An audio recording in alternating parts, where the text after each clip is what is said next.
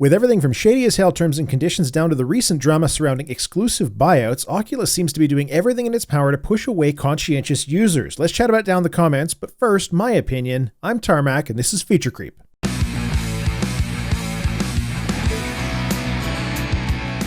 E3 is over, and with it come the deluge of more, shall we say, accurate parts of the hype being brought to light. It's always interesting to watch the media storm after a major event like this and seeing developers backpedal over commitments they made or desperately trying to explain a misspoken quote or other such fun. Gamers endure a bit of an abusive relationship with the makers of our hobby, where one week they tell us they love us and the next they've broken a leg off of one of our toys. So too did we get more unfortunate information surrounding virtual reality. It has been known for some time that Oculus has some exclusive titles. It's also been known for some time that Revive, the community compatibility initiative, circumvented that exclusivity and somewhat recently had to break Oculus DRM in order to do it.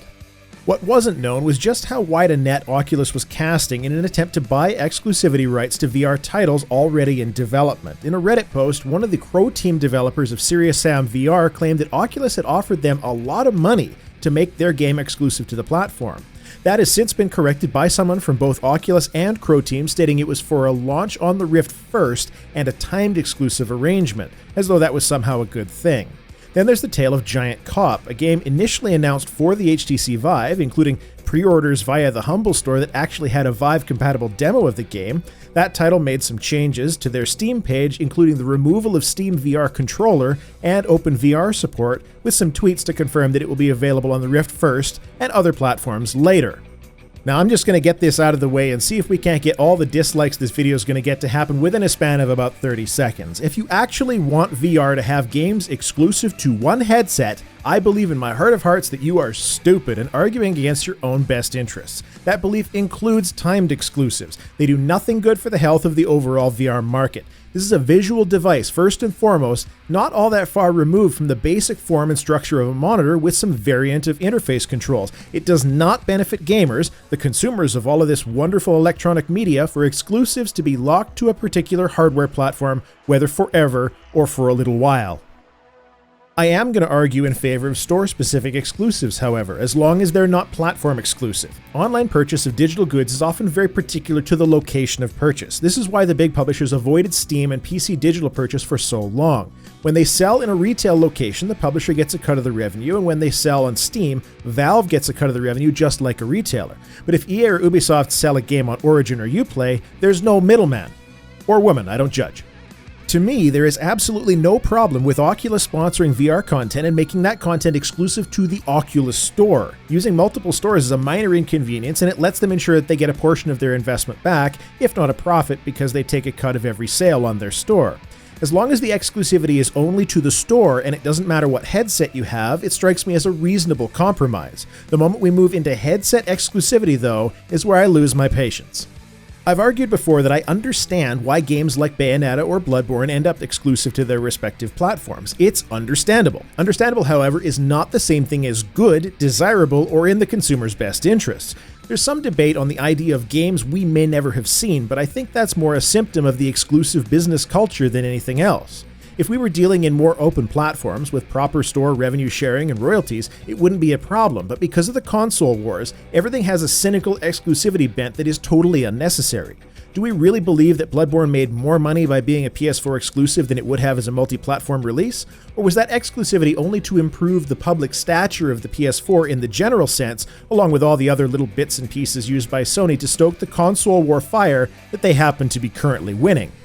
As an aside, like many others, I find it exceedingly amusing to look back at Palmer Luckey quotes. He's flip-flopped on so many issues that at this point it may as well be a running joke, and in many circles already is. Here's one of my favorites. Quote, "Our goal is not to profit by locking people to only our hardware. If it was, why in the world would we be supporting Gear VR and talking with other headset makers?" End quote.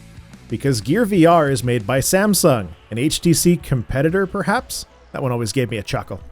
It's not all doom and gloom, though. Occasionally, Gabe Newell, the head of Valve, will reply to emails sent his way, and did so recently on this topic. In the email response, he said that Valve is in a much better position to absorb financial risk. Kind of like Facebook, eh? And as a result, they're happy to offset that risk from developers by way of prepaid Steam revenue. There weren't a lot of details on this, and obviously I look forward to reading more, but it sounds as though Valve is willing to essentially loan VR developers money against their future income. So as their game sells units, Valve gets paid back, assuming the game isn't a flop. And he ended the email by saying that there are no strings attached to these funds, they can make the game for the Rift or PSVR or whatever, and the hope is that this will stop developers from signing exclusive deals with any particular platform. I find this approach somewhat noble, but I hope the contract is written a bit better than that. It's not inconceivable that a developer may take money from Valve and then still go and sign a Rift exclusivity agreement. I'm sure they have that base covered, but it didn't come across in the email. It seems to me that a simple anti-exclusivity clause would be best. Here, we'll give you an advance against your Steam revenue provided you develop for at least the HTC Vive and any others that you wish to include, is how I would have worded it. Oculus appears to be in a race to the bottom. Their privacy policy and terms of use are less open to the abuse of others than HTC is, but everything else that they're doing strikes me as standard operating procedure for Facebook, despite the buyout being claimed to have no effect on how Oculus runs its business. It's not a surprise that the reaction has been so negative. Facebook didn't pick up a VR rig and rush towards an exclusive platform like Xbox One or PS4. They bought a VR company developing a headset for an otherwise open platform. On PC, you can build whatever you want and distribute it however you want. This is one of the major selling points of the PC market, and PC enthusiasts are expectedly resistant to changes to lock the platform down.